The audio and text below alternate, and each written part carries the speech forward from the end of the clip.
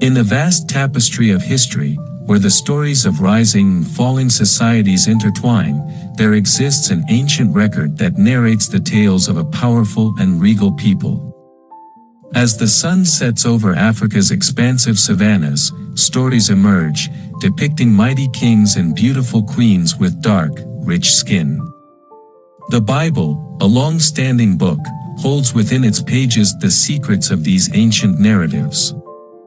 Join us on an immersive cinematic journey through time as we unearth the stories that may have been forgotten by the rest of the world but will forever be etched in the sands of Africa. Before we jump into the main content, make sure you hit that subscribe button and click the notification bell so you won't miss any of our upcoming videos. We have a lot of exciting content coming your way. Now, let's set sail on this incredible journey and unlock the history of our Black and African ancestors.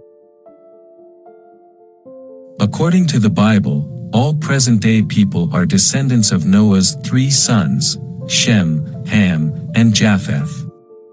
This includes black individuals and those with dark skin, whose lineage can be traced back to Ham, one of Noah's sons. Shem and Japheth are Ham's brothers, representing the Semitic people, Arabs, Jews, Syrians, etc., and the Japhethites, Europeans and Asians, respectively. The Bible identifies Ham, Noah's son, as the progenitor of African and black people. His name is consistently associated with Africa, and the Book of Psalms links him to the ancient Egyptians.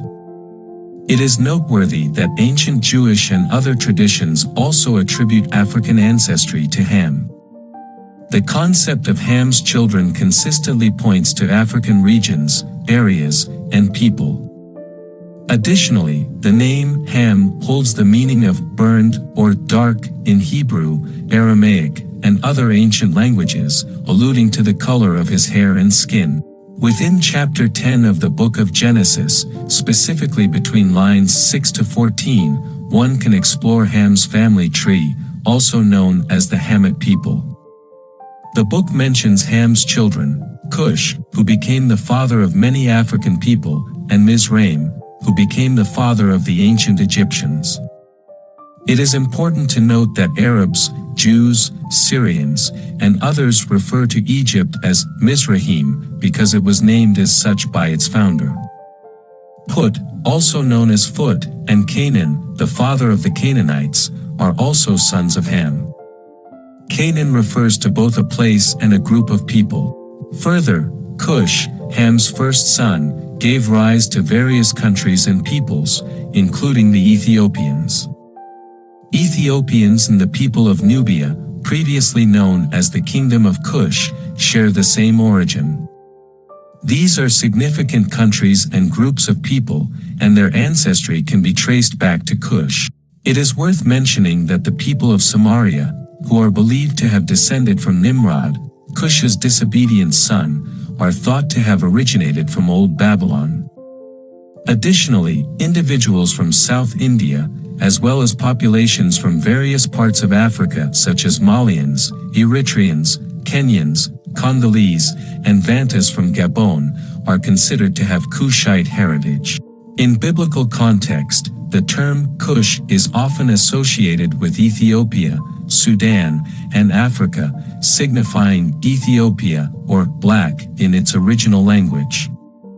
Canaan and Mizrahi were also Ham's children. Mizrahi is believed to be the ancestor of the ancient Egyptians and many people in North Africa, including the dark-skinned Tuaregs and Berbers. Semitic people, such as Arameans, Arabs, and Israelites, refer to Egypt as Mizraim. In Psalm 78, verse 51, it is mentioned that God struck the firstborn in Egypt, the first fruits of manhood, and the tents of Ham. Ham also had a son named Put or Phut, born after Mizraim. Put derives from a word meaning landmark and pertains to clan hunters in Africa. Put is considered the father of the Black Libyans and several other African peoples. Regarding the infamous curse of Ham or curse of Canaan, many people have misconstrued the narrative in Genesis, chapter 9. The Bible recounts that when Noah became intoxicated, his son Ham did not assist him but instead mocked his naked and drunk state to his other brothers. However, this text can be interpreted in multiple ways, and it is not the focal point of this narrative.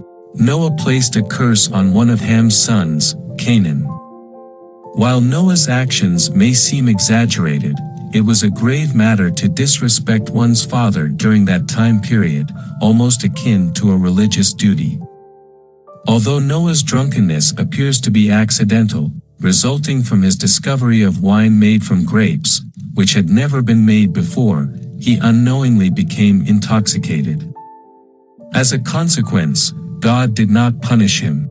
It is essential to recognize that Ham and his 3 other children, Cush, Mizraim, and Put, are all believed to be the progenitors of various African and black populations.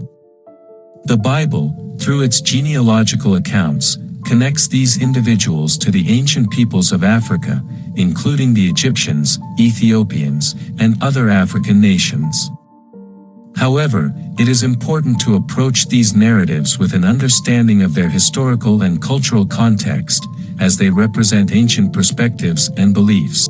It is worth noting that the Bible is not the sole historical or anthropological source for understanding the origins and history of Black and African peoples.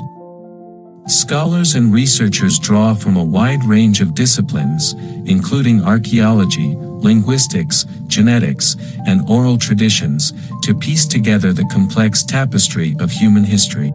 As our knowledge of the past continues to evolve, it is crucial to engage in ongoing research and dialogue to gain a more nuanced understanding of the origins, migrations, and cultural developments of Black and African peoples. It is crucial to emphasize that interpreting the Bible in a way that suggests African people were cursed is a grave mistake and a misinterpretation. The individual who is cursed in the Bible is Canaan, the grandson of Ham, and not all African people. Ham, who is believed to be the ancestor of people in Africa and South India, was born before the flood and lived a remarkably long life compared to most people. He had the opportunity to witness the 5th and 6th generations of his family and ancestors.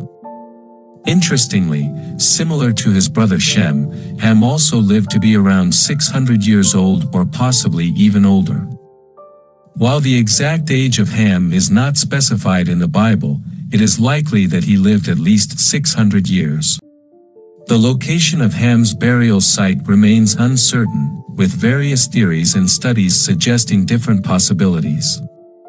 Some propose that his tomb could be in Ethiopia or even Nubia, while others suggest Mesopotamia, where the Sumerians lived. However, the prevailing belief is that Ham's tomb is in Africa, specifically in Sudan or Ethiopia.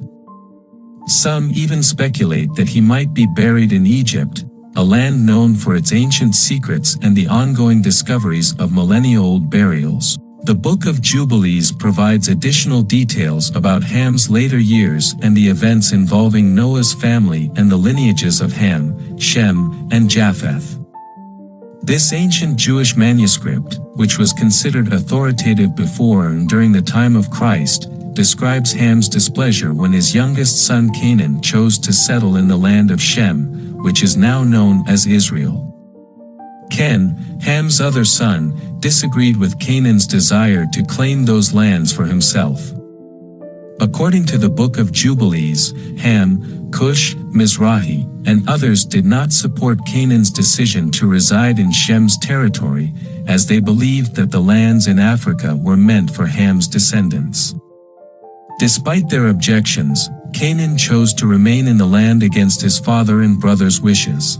In the Book of Jubilees, it is mentioned that Ham was the first person to establish a city and region after the flood. He named the place Mel Tamlach in honor of his beloved wife. It is important to approach these ancient texts with careful consideration of their cultural and historical context. The Bible provides a complex and multifaceted narrative, and it is crucial to avoid misinterpretations that perpetuate erroneous beliefs or unjustly associate curses with entire groups of people. Thank you for watching. We hope you have gained insights into the Bible through this discussion. Please consider subscribing and clicking on the notification icon for future updates. Stay tuned for more episodes where we delve into critical issues found in the Bible.